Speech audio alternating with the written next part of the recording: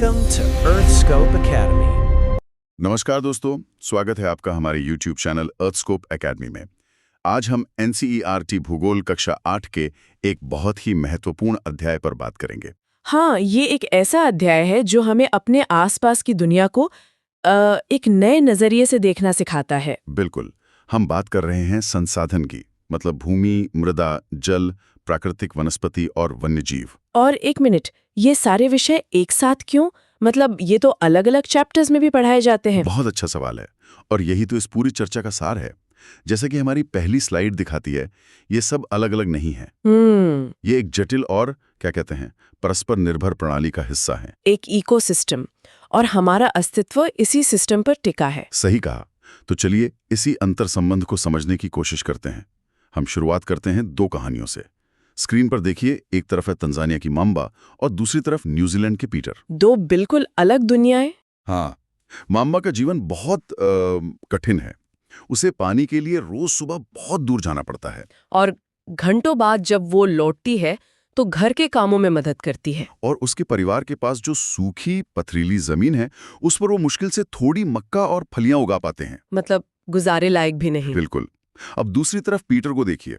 वो न्यूजीलैंड के भेड़ पालन वाले क्षेत्र में रहता है, जहाँ चारों तरफ हरे भरे घास के मैदान हैं। हाँ, और उसका परिवार आधुनिक तकनीक का इस्तेमाल करके ऊन प्रसंस्करण का कारखाना चलाता है। तो माम्बा की दुनिया और पीटर की दुनिया में ये जो जमीन आसमान का फर्क है, वो सीधे सीधे संसाधनों की गुणवत्ता और उपलब्धता से जुड़ा है। बिल्कुल यही वजह है कि दुनिया के अलग अलग हिस्सों में जीवन इतना अलग है। इसी बात को आगे बढ़ाते हैं और भूमि संसाधन को समझते हैं।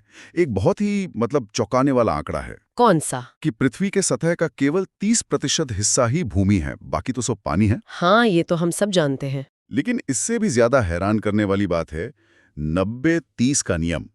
अच्छा, ये क्या है? इसका मतलब है कि दुनिया की 90% जनसंख्या इसे 30% भूमि के भी केवल 30% भाग पर रहती है। मतलब आबादी का जमावड़ा बहुत ही छोटी सी जगह पर है। हाँ, पर ऐसा क्यों है?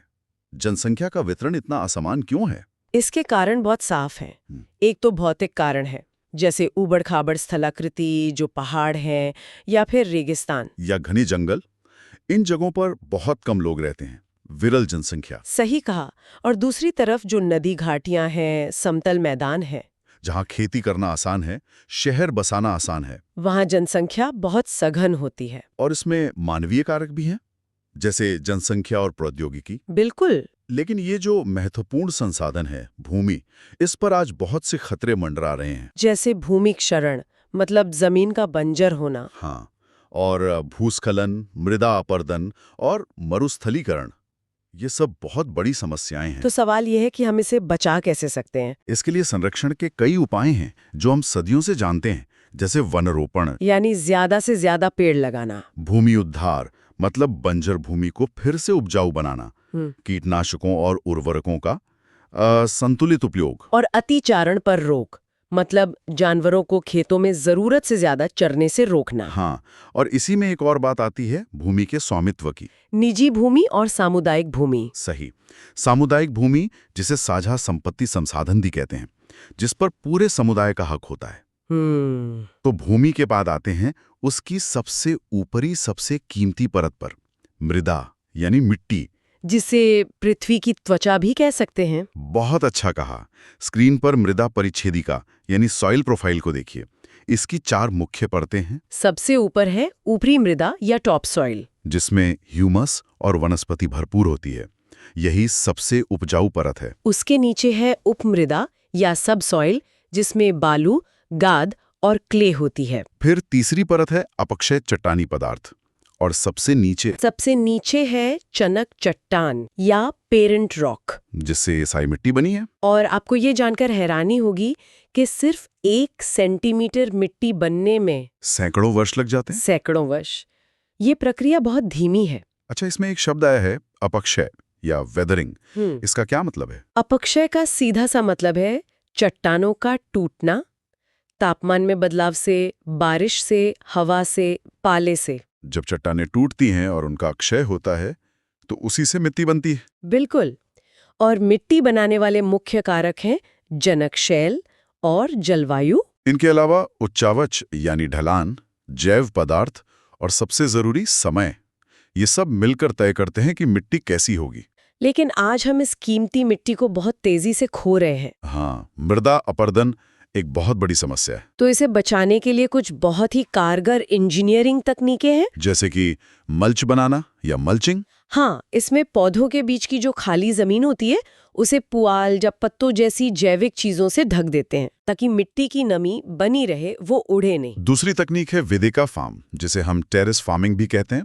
पहाड़ों पर सीढ़ीदार खेत। ये तीव्र ढलानों पर पानी के बहाव को धीमा करने के लिए बहुत अच्छा तरीका है। और एक और तरीका है समोच्च रेखीय जुताई या कॉन्टोर प्लोइंग। इसमें पहाड़ी ढलान पर समोच्च रेखाओं के समानांतर जुताई करते हैं ताकि पानी ढलान से सीधे नीचे ना बहे बल्कि रुक जाए। बिल्कुल, हर जुताई की रेखा एक छोटे से बांध का काम करती है। और रक्षक मेखलाएं, शेल्टर बेल्ट्स भी तो एक तरीका है। हाँ, ये तटीय और सूखे प्रदेशों में बहुत काम आती हैं, जहां हवा की गति को रोकने के लिए पेड़ों की कतारें लगाई जाती हैं। तो ये सब तरीके मिट्टी और पानी दोनों को बचाते हैं। और अब आते हैं पानी पर। जल संसाधन, जीवन का अमृत। हमारी पृथ्वी को जल ग्रह या ब्लू प्लैनेट कहते हैं। क्यों?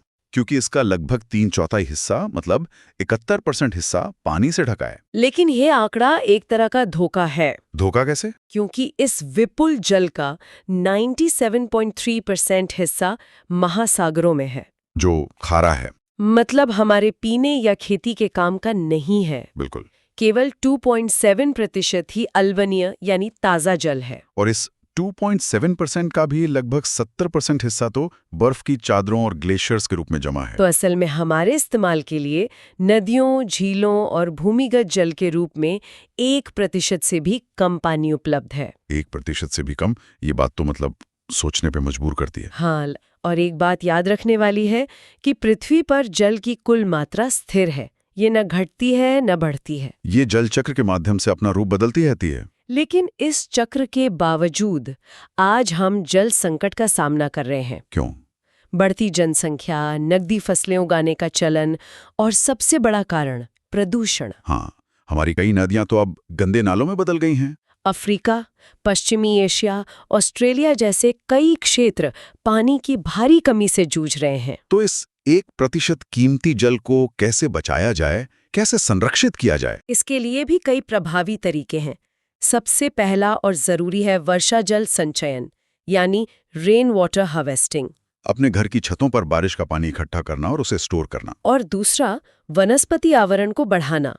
जितने ज्यादा पेड़ होंगे उतना भूमिगत जल रिचार्ज होगा। सिंचाई के तरीकों में भी बदलाव की जरूरत है, जैसे ड्रिप और स्प्रिंकलर सिंचाई, जो शुष्क प्रदेशों के लिए तो वरदान है, क्योंकि पानी बूंद बूंद करके सीधे पौधों की जड़ों तक पहुंचता है। और पानी की बर्बादी भी रुकती है। नहरों को पक्का करना, उद्योगों से निकले कचरे को साफ करके ही नदियों में छोड़ना, ये सब जरूरी कदम है। बिल्कुल। अब हम बात करते हैं प्राकृतिक वनस्पति और वन्य जीव की। ये सब भी उसी जल और भूमि से जुड़े हैं। हाँ, किसी भी जगह की वनस्पति मुख्य रूप से वहाँ के तापमान और आर्द्रता पर निर्भर करती है। मोटे तौर पर वनों के 2 मुख्य प्रकार हैं। उष्णकटिबंधीय सदाबहार वन, मतलब ट्रॉपिकल एवरग्रीन फॉरेस्ट्स, जहां भारी वर्षा होती है और ये हमेशा हरे भरे रहते हैं क्योंकि इनके पेड़ एक साथ अपनी पत्तियां नहीं गिराते।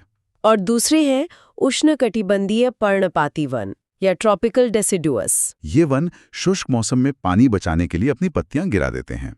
और ये वन, ये सिर्फ लकड़ी का स्रोत नहीं है, ये अनगिनत वन्य जीवों का घर है। और हर जीव इस पारिस्थितिक तंत्र का रक्षक है। जैसे कि गिद्ध, जिसे हम अक्सर अच्छी नजरों से नहीं देखते। हाँ, पर वो एक अपमार्जक है, एक स्कैवेंजर। वो मरे हुए जीवों को खाकर पर्यावरण को साफ रखता है, बीमारियां फैलने से रोकता है। और मधुमक्खियां? वो परागण यानी पॉलिनेशन में मदद करती हैं। उनके बिना हमारी बहुत सी फसलें पैदा ही नहीं होंगी। लेकिन आज इन्हें भी कई खतरे हैं। अवैध शिकार, दावानल यानी जंगल की आग, और वनोन्मूलन यानी जंगलों की अंधाधुंध कटाई। सही।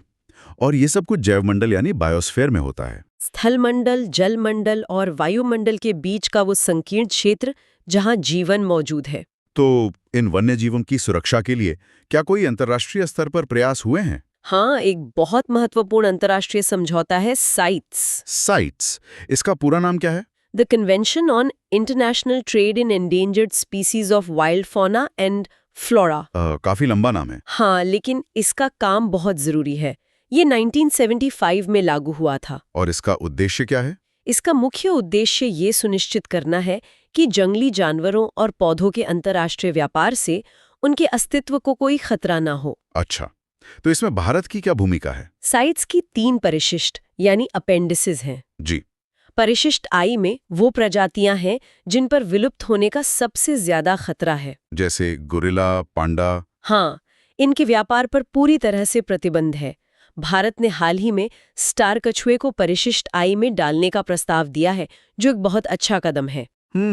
भारत में दुनिया के 34 जैव विविधता हॉटस्पॉट्स में से 4 मौजूद हैं, तो हमारी जिम्मेदारी और भी बढ़ जाती है। बिल्कुल। तो अंत में हम घूम फिर कर वहीं आ जाते हैं जहां से शुरू किया था, कि सब कुछ जुड़ा हुआ है। हाँ, भूमि क्षरण से मृदा अपरदन होता है। वो मिट्टी बहकर नदियों में जाती है, जिससे जल प्रदूषण होता है। और जल प्रदूषण और कटते जंगल वन्य जीवों का घर छीन लेते हैं। ये कोई अलग-अलग समस्याएं नहीं है, बल्कि एक ही चेन की कड़ियां हैं। इसीलिए आज सतत पोषणीय विकास या सस्टेनेबल डेवलपमेंट इतना जरूरी हो गया है। बिल्कुल, इसका मतलब बहुत सीधा सा है।